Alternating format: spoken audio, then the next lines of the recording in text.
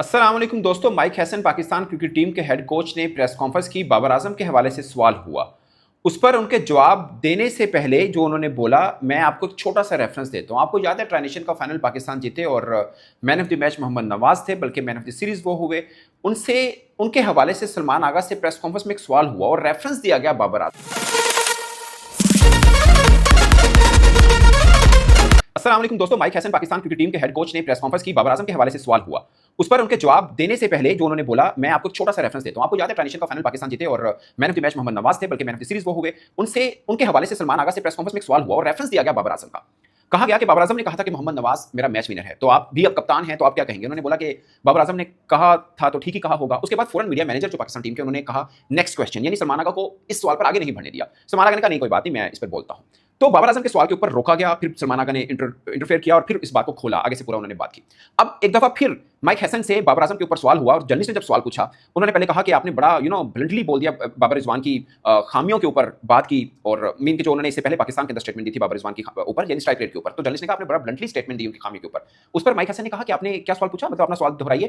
तो फिर जर्नलिस्ट ने सवाल थोड़ा सा धीमे मिजाज में पूछा। उसके ऊपर फिर माइक हैसन ने यह कहा कि मैंने उनकी कमजोरियां नहीं बताई, बल्कि मैंने एक बात की है कि स्ट्राइक रेट आज की क्रिकेट की जरूरत है और बीइंग कोच आपको बड़ा ऑनेस्ट होना चाहिए अपने क्रिकेटर्स के साथ। ये माइक हैसन ने कहा। उन्होंने बोला कि आपको ईमानदारी के साथ अपने क्रिकेटर्स के साथ रिलेशन रखने चाहिए और कोई एजेंडा नहीं होना चाहिए, आपको बता देना चाहिए, एक जिसे बोलते हैं ना विजिबल पिक्चर रखनी चाहिए अपने क्रिकेटर्स के सामने, जो मफहूम था उनका, और वही मैंने किया। और आज की दौर में स्ट्राइक रेट बहुत अहम होता है, इस वास्ते उन्होंने खुला बोला कि बाबर आजम और रिजवान को अपने स्ट्राइक रेट पे काम करना चाहिए। अच्छा, यहां तक उनकी बात ठीक है कि एज ए कोच आपको अपने क्रिकेटर के साथ एक स्ट्रेट रास्ता रखना चाहिए कि भाई ये चीजें हमें आपसे रिक्वायर्ड है, आप ये कर लेंगे तो आप टीम में आ जाएंगे। यहां तक उनकी बात ठीक है, मगर क्या कोच को मीडिया में आकर भी इस बात के ऊपर जो करना चाहिए, ये क्वेश्चन मार्क जरूर है। अगेन बाबर रिजवान का मामला है, इस पे आप बात ज्यादा खोलेंगे तो आम क्रिकेट फैन भी डिवाइड होते हैं। कोई लोग कहते हैं हाँ ठीक है, कोई कहते हैं कि बाबर रिजवान का एजेंडा आ गया और भला भला सब चीजें होती हैं।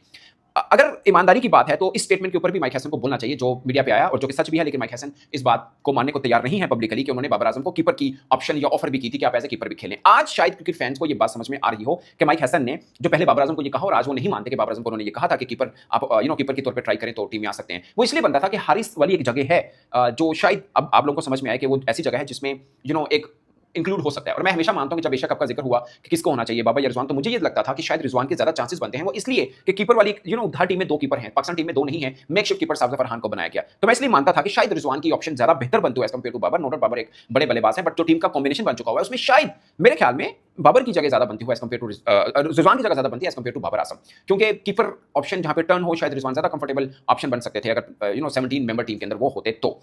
अब उन्होंने बोला कि स्ट्राइक रेट वाला मामला है और क्रिकेटर के साथ आपका ताल्लुक बड़ा ईमानदारी बेस पे होना चाहिए और आपको खुल के बता देना चाहिए, कोई एजेंडा नहीं होना चाहिए। बातें एज ए कोच उनकी ठीक थी, मगर आई डोंट नो कीपर वाले मामले से वो कैसे हट रहे हैं। खैर ये सोर्सेज कोटेड हैं कि हैसन ने बाबर को बोला था कि आप कीपिंग के तौर पर अपने आप को ट्राई करें तो शायद टीम में आ सकते हो, या तो फिर आपको स्ट्राइक रेट 145, 150 या 140 प्लस रखना पड़ेगा। सो ये है। इसके ऊपर भी बहुत से लोगों ने कहा कि सलमान आगा की फिर स्ट्राइक रेट क्यों कम है, बट मेरा ये मानना है कि सलमान आगा की स्ट्राइक रेट शायद उन्होंने कम मैच खेले हैं या उन कंडीशन में खेले हैं जहां पे बड़े रन बने भी नहीं है। सलमान आगा में शायद वो गेयर सब हैं जो एक T20 प्लेयर में होने चाहिए, बल्कि मैं ये समझता हूँ वनडे को भी बेहतर स्ट्राइक रेट से खेलते हैं। ये मैं इसनाउल्ला कह रहा हूँ। मुझे लगता है कि सलमान आगा पे इस चीज का क्रिटिसाइज करना कि उनका स्ट्राइक रेट कम है, शायद ये इनजस्टिस होगा। As a team leader, as a batter, as a middle order batter, वो टीम को अच्छे से लीड भी कर रहे हैं और अपनी पोजीशन को सेक्रीफाइस भी करते हैं जहां पे जरूरत पड़ती है। ये मेरा ख्याल है। और मुझे लगता है कि उनके ऊपर बात करना, उनकी तनकीद करना वो भी गलत हो सकता है। आपको बाबर या रिजवान के ऊपर बहुत से लोगों को पसंद भी करते हो, बट इस चक्कर में आप अगर सलमान आगा को क्रिटिसाइज करें तो शायद ये भी इनजस्टिस होगा, अनफेयर होगा। ये मेरा ख्याल है। बाद में उनसे बात हुआ इंडिया पाकिस्तान सवाल को लेकर भी, स्पिनर्स को लेकर भी, खासकर ये सवाल हुआ कि इंडियन स्पिनर्स मतलब पाकिस्तानी जो बल्लेबाज हैं वो हाथ नहीं पड़ पाते।